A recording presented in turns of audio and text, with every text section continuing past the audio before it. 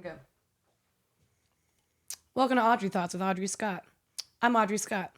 And today I have Destiny Lalane with me, my very good friend. So hey everyone. I'm very happy to have her. Yeah, let's get nitty gritty. All right, we got to talk dick pills. Yeah, let's get into it, man. We have to. Dating in your 30s is really interesting. Guys will be like, man can't get hard. Dating in your 30s is weird. Guys are like, man have house, man have car, man can't get hard because he has low testosterone, right?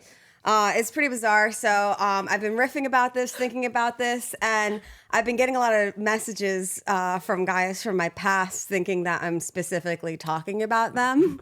But I'm talking about guys who can't commit and guys, again, who can't get hard. It's not my fault that you kind of fit that cat. Like, you're projecting. Yeah. So we're driving here and I get this text and I see like the first few preview lines and I'm sent and I didn't even want to read the rest myself. I was like, Audrey, I got to read this shit to you.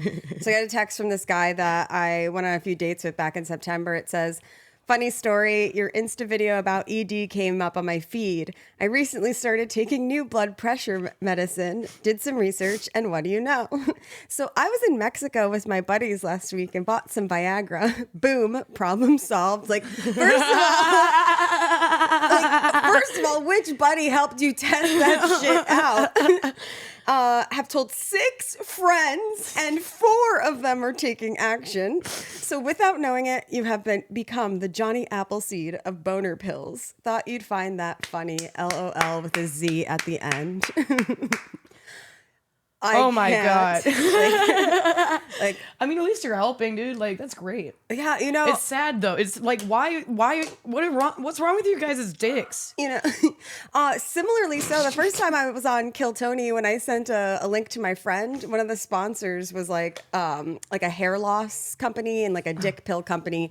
And one of my buddies texted me after I sent him the clip. And instead of being like, oh, you did good or you did bad, he was like, hey, by the way, I'm on Hims or like whatever the sponsor was. Like, thanks to you. Like, when we met up, I was like, I saw him with the full head of hair. I'm like, what's good? And he's like, actually. So I'm out here selling Viagra. I'm out here selling Hims. You're helping the biggest like insecurities of men. Amen. So it's like, perfect point to call out. We run a show together. So if you guys are trying to hustle something, hit us up. We'll sell the shit out of it. Yeah, please. Dick pills, hair products.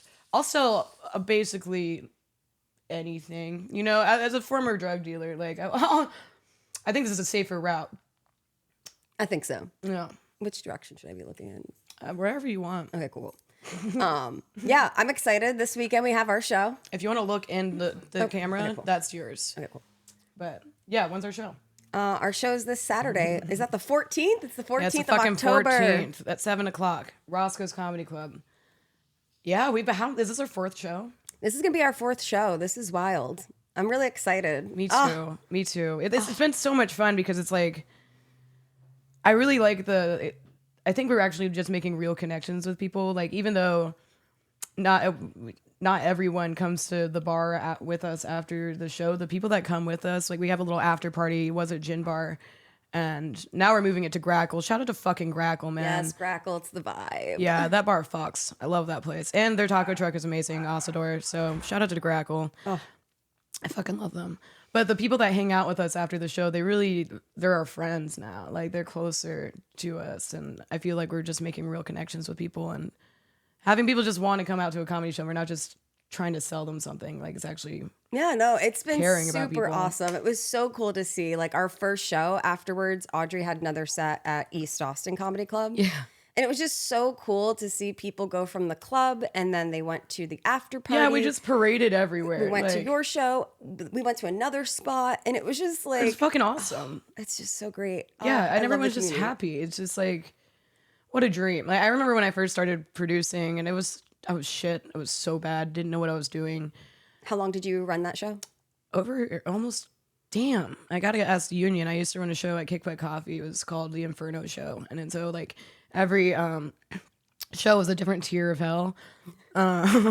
Just a different theme. It was just weird. It was like, we had bands and we would have music. We lost so much money. We sold like maybe 5 tickets max one time. And all these comics would show up. It just turned into like, people were just crowded in one corner waiting to get a spot to no one. And I'm like, why do you even want to do this? Like, why are you here? So what were you guys spending money on that you felt like you guys lost money on the show?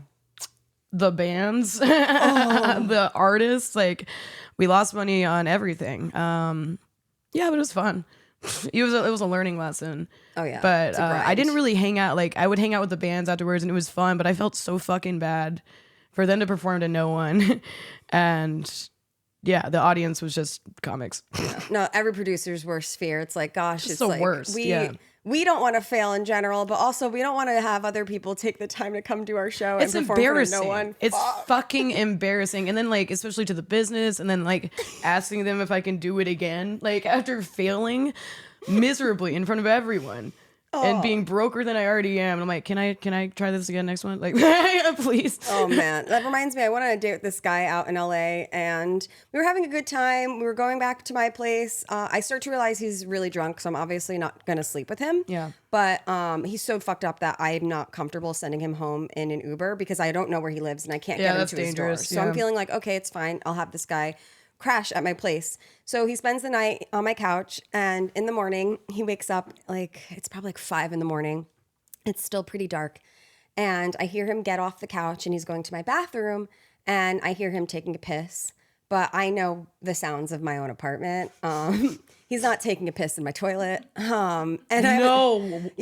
No. Yeah, he's not taking a piss in my toilet. Where did he piss? Yeah, I so specifically knew that he was pissing in my gym bag. And my gym bag was by my door. It had my like hair straightener, my hair curler, all these clothes so that I could work out on the west side and then shit, shower, shave, and I don't know, try to go on another date. Oh my fucking God. And he peed in it. Yeah. So there was a shower, there was a sink, there was a toilet. The floor? Trash can. The floor? So the What next the fuck? Yeah, so the next day he wakes up, he's like, "Why am I on the couch?" And I'm like, "Because you got fucked up and I put you on the couch." I would have kicked him out, man. And then I was like, "Yeah, you peed in my bag." And he was like, "No, I didn't." And I'm like, "No, you did." You can't tell me what. Like, what is this? Like, I Was watched this your you. urine? Like, do you just. Like, I watched you. Who would have done this? I know where the bathroom is. Who would have done this? You know? Who would have fucking done this? You. Like. Yeah. And it's like, at the end of it all, he cleaned it up. I asked him to Venmo me, like, the loss that I was about to take. And he did. He didn't, like, try to fight me on it. But what really got me is the balls to ask me out on another date after that. Oh. The balls. The balls that it takes out here, guys. Well, I told you that story of the guy I had at my dorm and we did mushrooms together and then he whips his dick. Did I tell you this story? Okay. So dorm life. I met him. It was the first college I went to in Virginia Beach and I met him on Tinder and he was getting kicked out of the Navy because there was a naval basis near my college, but he was getting kicked out of the Navy because he was smoking weed. He got caught. And he was an ex-Mormon. I was like, oh, he's cool. Let's hang out before you go back home. And was I still selling mushrooms? Yeah, I was. And I had never done mushrooms with a stranger before, but this was the first time I'd ever done that with a stranger. And so we put them on Five Guys burgers. And it was disgusting. I don't know why. They have Five Guys in Virginia? Idea. Yeah, dude. Shout out to Five Guys. Sponsor me. Sponsor us. Yeah, I put them on a burger. Oh my God, it was disgusting. I don't know why. I was like, it's like a portobello mushroom deal. And I'm like, no, these are drugs. Like, Audrey, just eat them. And we ate them. Mushrooms. They're disgusting. Yeah, me too. I don't really enjoy it. I like to blend them in a smoothie. But we get the fucking mushrooms. And I'm just wearing this like big tie-dye shirt. I'm in my dorm. I have a huge hippie vibes. Like there's a peace sign on the wall that says Imagine as a poster and shit. All hippie and stuff. And so I'm laying in my bed, listening to music, enjoying it. And it's like probably like 3 or 4 hours in the trip. And he has not sat down. He is like walking in a circle in the middle of my dorm. And then 4 hours into the trip, he looks me in the eyes and he goes, Imagine. He whips his dick out and he pees everywhere. All over my rug, all over my clothes, all over, not the clothes I'm wearing, but on the ground, and all over his bag with my drugs in it. And I'm like, and then, No. Then he tries to get in the bed with me. He's like, Imagine. I'm like, ah, like I'm freaking the fuck out, like tripping balls. And then like the guys lived underneath me and then like not under my bed, but like, and then there was a story. and the dorm. So I like called my big guy friend. He's like huge, and he like grabbed Lucas, his name. Hi, Lucas. Text me back. I fucking texted you like 6 months ago. Yeah, fuck you, Lucas. Yeah, I hope you're doing well. But my friend grabs him by the head, pushes him down the stairs into an Uber. The Uber driver calls me like, I don't know what to do. He's like moving all over the place. He's saying imagine. I'm like, you can drop him off at the police station. You can drop him off at the hospital. I don't give a fuck where you put this man. Like, just get him away from me. And so he ends up getting back to base. Granted, he has his piss bag with him with my drugs in it. He runs away from the gate officers, hits his hand on a light pole, and then gets arrested with my drugs. And then the Uber was like $200 something because he peed all over it. Oh. And you put him in the Uber, so you had to pay for it? My roommate, my roommate helped me, but I owed my roommate like $200. So the guy's roommate in the same barrack, I went to the base again the next day to get money from Lucas to pay for the Uber. And his roommate asked me out on a date after all of that. No. Yeah. Well, he's like, imagine we can work out. I'm like, I hope I imagined this whole thing. Are you fucking kidding me? Like, he was a juggalo. All right. So many questions. What was your first Tinder date? Like, not with him, but like in general. Do you remember what you did? Oh my God. He was like a pedophile, I think. Yeah. Oh, you were in high school? Yo, yeah. I was selling drugs on Tinder. Oh gosh, wait, you were in high school when Tinder came out. Yeah. Oh, it was a dangerous world. Oh, it was a dangerous world.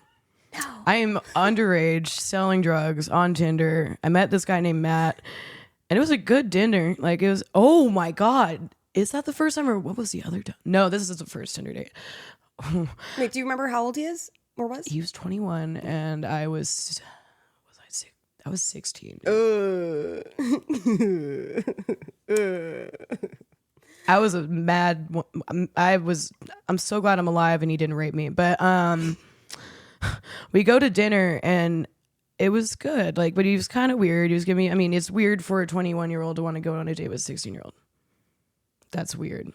Facts. That's the end of the story. Like, she's not mature for her age. End of bro. the fucking story. Yeah, it's December. Yeah, it's 4 months before I turn 17. It's not like and you look how young I am now. Like, imagine how young I looked at 16. I looked fucking like 12. Gross. This guy's a pedophile. Like, this guy's a fucking pedophile. And yeah, we get in the car and he just, like, the way, he took me home. He took me back to his house for a little bit, and he was like pinning me against the wall and shit. I just got really fucking uncomfortable, and I was like, this guy is gonna rape. Like, I'm not gonna like this. And and I made him take me home, and he took me home, and I never talked to him again. But it was really dangerous. Like, I did some really sketchy things. Like, I guess that's why I stand up for myself so much now, is because I'm not dumb anymore, and I'd never want to hurt that way ever again. Yeah. And I realized the amount of like predators that I've been around, and I've just like, because I was already so lost in the sauce, I didn't know what was going on. Oh yeah. Right? I mean, and you look back, it's like, oh, like you forget things, and then like, yeah. Oh my God. Yeah. The these horrors. girls are not mature for their age, bro. You and are these a men pedophile. are literal pedophiles. Like, Audrey's not mature for her current age. She's, No, you know, I'm gonna be like, a child the rest of my life. Like, it's like, fuck. Yeah. I mean, fortunately, my first Tinder date, even though I did something sketchy, this was not smart. Fortunately, I didn't feel unsafe. So when Tinder came out, the first time I had heard about it, I was actually at a party with my boyfriend, and I just saw all of his friends like on a phone. They're all on their phones, and it's like, it was the weirdest thing because how old are you? I think I was 20. Yeah, Okay. I was 20. And I remember that because it was a big deal because my boyfriend was 21 now and all of his friends were like 22, 23. So I was like, fuck, I'm the only person who can't go out. I'm a loser. So I remember like these guys, this was before everyone was always on their cell phones. Yeah. So it was the good old days, man. Yeah. So it was very unusual to see a bunch of people at a party on their Yeah, phones. swarming the shit. Yeah. So they were all on Tinder, so they're swiping right, they're swiping left or whatever. I think maybe right to everything, just like it's like a And that's whole, how guys work. Yeah, it's like like a whole new world. fat. Yeah. So then, Still would hit. so the guys were like, "Hey, Destiny, are you willing to download Tinder to show us what the guys look like?" And I was like, "Yeah, sure." Like my boyfriend didn't care, so I went on, made a little profile, and they're swiping right or left, who knows, to all the guys. And that was my first time seeing it. So when my boyfriend and I broke up, I went on Tinder. And I was also on OkCupid. Oh my God! Shout out to OKC. Oh bro. yeah, sponsor us. Yeah, do it. And Or Simpoga. Shout out to Simpoga down on it. oh hell yeah! I matched with some guy. He was my age, so he's probably 20 years old. He's going to a local community college or something. Yeah. And I straight up, my roommate, who's like a 40-year-old man, was out of town. So then I was like, hey, just come over to my place. Like, what the fuck? I would never. But like, I was like, yeah, just come through. Fuck it. You know, it's Tinder era. Like, it's just Yeah. like, fuck it. It was an exciting time. Like, Yeah. So he literally pulled up at my crib, also thinking the same thing. Like, is this girl real? Like, this is before like FaceTiming, I think, was even a thing. Yo, so like, sketch. Yeah, so sketch. You know, so like sketch. pulls up to my place. We actually still follow each other on Instagram. Fuck yeah. We had a good time like chatting and stuff. I Yeah. think that ultimately both of us realized nothing was there. But it's so funny. We do keep in contact through Instagram, and we're like, oh, like that's cool. You moved to New York. I moved to New York. Oh, Oh you're my doing God. comedy. That's cool. I have some Like- Omegle friends, actually. Oh, I was an online troll. Like, I had like Kick, I had Text Plus, I had like burner accounts. I had like, oh man, I was in like all these. There was a lot of inappropriate. Like, if people found my digital footprint, it'd be a scary. Like, I know people that are in prison now that I met like online. Oh God. Yeah, Oh, child yeah. porn. Oof. I've been on. Yeah, I've been on internet Not mine, though. holes all over the place for a while too. It's actually how I meet a lot of my girlfriends. Like, you know, That's like cool. time Yeah. to Allison. You can meet some gems, man. Like, you just gotta be careful. Oh you yeah. know? Always FaceTime people, men and women. Totally. FaceTime for a few minutes. Make sure you vibe. Make sure sure they they're not don't seem fat. off. Yeah. The only time people Show didn't me want to your belly FaceTime button. me, they were like, I'm pretty sure like they were like catfishing. But there's this one guy out here who I matched with first on Bumble last year or 2 years ago. Yeah. And the reason why I unmatched him was because I was like, hey, I'm down to meet up, but FaceTime me first. And he was like, nah, man, like that's not my thing. And I'm like, okay, cool. Why? Like we're not meeting, unmatch. So then I was on Hinge earlier this year and I saw him on there. So same thing. I'm like, oh, like, let's FaceTime. I'll meet you. And he's like, actually, this is why we never met. Like, don't you remember? You unmatched me because I wouldn't FaceTime you. And I'm like, oh, so you're still a loser? Cool, bye. So Bad, yes. this one time when we were actually meeting up to promote our show at Lazarus, I ran into him. I saw him. I know he saw me. We saw each other. We didn't say anything, but I was like, Oh, oh. look, you FaceTimed. Yeah. You finally saw him. But yeah, I mean, to me, Weirdo. Why? It's like if you're not willing to FaceTime me for 5 minutes to show me you're a real person, you're not it. That's a red Like, flag. It's like, yeah, what else are you like? That's a boundary. I'm like, hey, can you just make me feel safe? And you're like, no. And No, I'm like, absolutely not. I'm like, No. I don't want to know what else you're not going to respect. Right, then. and that's the first thing you say. Like, yeah. there was this. Oh my God, this one Tinder guy. I got stood up from another Tinder date. I'm 17 at this point, so I'm a mature adult. This one Tinder date stood me up, so I invited another guy over, and it was the first time I snuck someone over in my house. No. And it was a townhouse right outside of DC. It's like all suburbs and shit. The basement, when you go into the house, the basement's like the first floor. So like my parents slept on the top floor, and I snuck him over. And you know, I'm performing oral sex, and then he hands me like this whole sheet of benzos, and I have never taken Xanax, like anything like that in my life. I took the entire sheet, and then I forgot to have him leave. And then my parents woke me up for church the next day, and he's in my bed. And then he ended up stealing my mom's pills.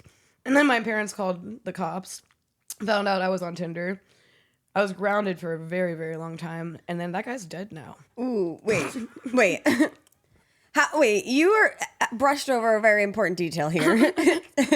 Yikes. How did your parents react when they saw this guy? They were just like, did they say anything about, or they're like, sweetie, wake it up? was so bad. It was so bad. It was so bad. Oh my God. My dad comes in the room to wake me up. He sees this trashy man. He smells like shit. He smells like cheap blunts and like malt liquor. And he's shit. How old was he? 17. He was 17. So it was like, okay. Like, I mean, at least he's my age, right? Like, he's not a pedophile. Oh God. He screamed. They screamed at me. They screamed at him, screamed at me. I still had to go to church, and I'm on all these benzos. I was falling asleep. I don't remember like most of it. Oh man. Oh. And yeah, they didn't trust me for a very long time.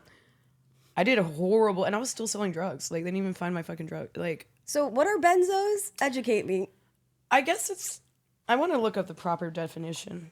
I'm definitely super curious. Because I know that's what they were. But then, yeah, he Benzos. died. Like, so I met up with him, ironically, I met up with him again, a year later, and he's on house arrest. And of course what? he is. A lot of things. He gets in troubles a lot. He was, like, at a school for troubled kids and stuff. He was just a rebel. He's had a horrible life. Like, he just had abusive parents and not a lot of money. And he just came from a really bad place. And he really did want to be a good person. He just didn't know how. And I cared. And they're depressants that produce sedation and hypnosis, relieve anxiety, muscle spasms. So it's like Xanax. Ooh. It's like Xanax. And I took an entire, like, I'm telling you, like, you know, when you get like Tylenol or whatever, fucking Benadryl, it took that whole thing. I don't know how I was alive. And then, like, a year after I met up with him, my friend DMs me and she's like, hey, do you have any pictures of Anthony? And I was like, why? And I'm like, she was like, oh, he overdosed and he died. And I remember him calling me like a few weeks before that, and he was just like, I hate my fucking life and I can't quit pills. I need help. And I'm like, I can't help you. It was so hard, and then he fucking died. Oof, that's brutal. Yeah. Tinder. Yeah, no. I mean, Xanax, that reminds me of some other dumb shit I did. And I'm always like, damn, like, how did I make it out? Like, Yo. so so grateful. blessed. I'm so like, grateful. Seriously, my gosh. Like, in 2014, I had this job that I quit. And I basically found someone to sublet my apartment, and I just wanted to travel within the United States, figure out where I want to move. Yeah. So I was taking buses everywhere because I was traveling with drugs. Yeah. Really, it's just marijuana. So I'm taking buses and trains and bullshit, and I end up in Erie, Pennsylvania. So yeah, so you're laughing because you know about Erie. I didn't know shit about Erie. Fuck. Oh my God. All you need to know about Erie is I've been a lot of places. Erie, Pennsylvania was the first and only place where women, when they realized that I was traveling by myself, would just come up to me and let me know, by the way, it is your legal right to own a knife that's the size of your palm. Like, what are you carrying to protect yourself?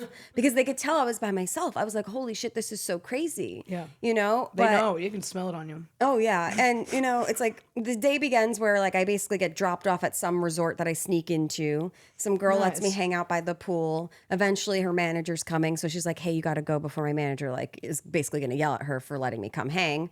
I leave, I shower in the bathroom, and then I start walking to a bar. I see this family at a boat. I'm like, do you guys know where the closest bar is? And they're like, it's on our boat. And I'm like, fuck it. Because these are parents. It's like two couples and some kids. So cool. I'm like, I feel safe. Yeah. This is a green flag. So I go. It's a divorced couple, the wife's new boyfriend or the ex-wife's new boyfriend, and single dad. So not actually two couples, and like 3 kids hanging out. Cool, whatever. They asked me what I'm up to. I'm basically killing time because I need to take an Amtrak to, I don't know, Pittsburgh. And they were like, hey, we have an extra ticket to this local baseball game. Do you want to come with us? And I'm like, yeah, sure. Like, see, like, people are cool. Like, this is awesome. I'm glad that I asked these people for some advice. Seems cool. So I drink with them. I hang with them. We go to the baseball game. That's where everyone was like, by the way, knife. After that, I go to one more bar to kill time. And I meet this guy. And I'm like, hey, you want to smoke weed? And he's like, yeah. And I'm like, awesome. And he's like, let's smoke weed at my studio. It's right down the block. Now, I don't know why, because it's literally already nighttime. I don't fucking know who this guy is.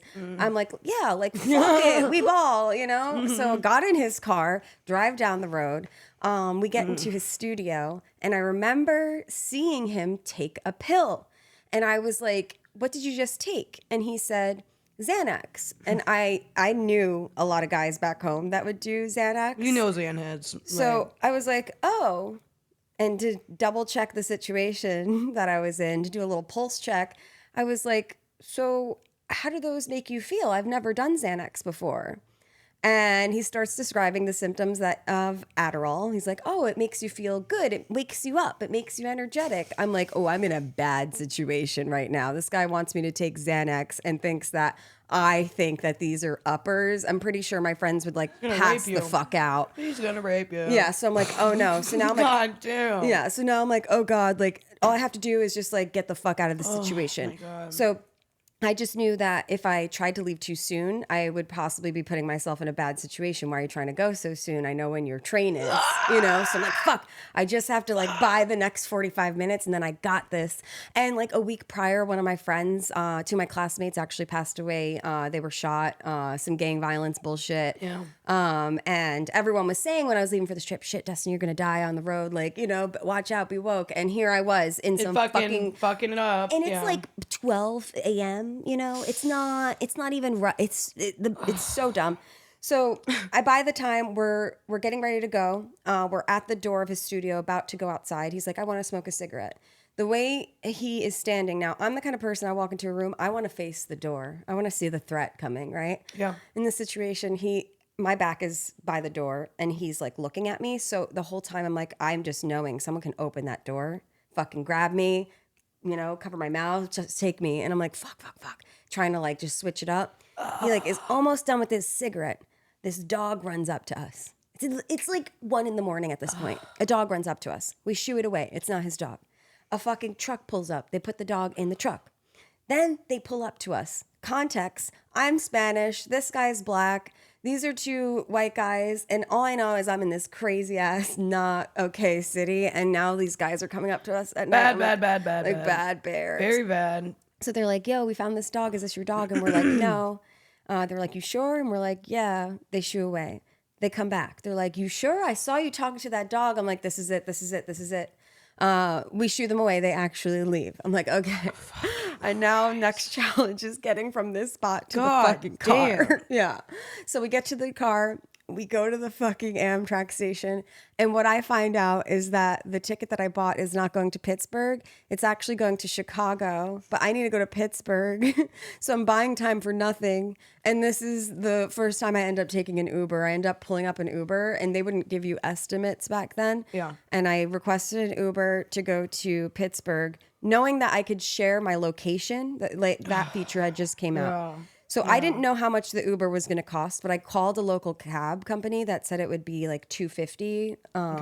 So I was like, okay, fuck it. I'm just going to do this Uber thing because at least worst case scenario, they know where to find me. Oh my God. So I requested, the guy comes, I'm like, hey, just a heads up, this is going to Pittsburgh. Like, are you okay with that? And he was like, yeah, actually, that's sick. Like, let's go. So I'm like, okay, I'll get us McDonald's. We get McDonald's. It's like this new father, and he's just doing this to make extra money. Nice. So he's like, oh, awesome. Like, this is a guaranteed gig. You know, boom, boom. I think he like sent me his resume after, and I like gave him resume advice. Wow. And when I made it to where I was going, my buddy promised that he would be awake for me. And he texted me like 30 minutes before I would get there, being like, hey, we're awake. We're drinking beers on the porch waiting for you. Nice. And I got there and he was sitting on the fucking porch drinking a beer, fucking waiting for me. And I was just like, oh my God. I made it. God damn. It's been so close, you know? What was I doing? I know. I look back and I'm like, wow. And I'm still an animal now too. So it's like, same. That was such feral. Yeah. Got it. It's wild. Do you have any final things to say before the episode ends? I just want to say that it's been great working with you. Dude, it's been amazing working with you too. Yeah, it's been super fun. Like I had known you from the scene, been hanging out. Now we're fucking running a show together. Yeah. It's hard. It's so hard. But you make it worth it. And It's just nice to know, like, if I'm going to fail, I'm not failing alone. Thank God. Yeah, but, dude, we got each other, man. Yeah, I don't feel like I'm going to fail with you. And that's awesome. Fuck yeah, that's a great feeling, right? Hell yeah. Come to our show October 14th at Roscoe's Comedy Club. Doors at 6:30. A lot of comics come to the after party. Thank you for joining us. Have a good day. Thanks, Audrey. Yeah. What time was that?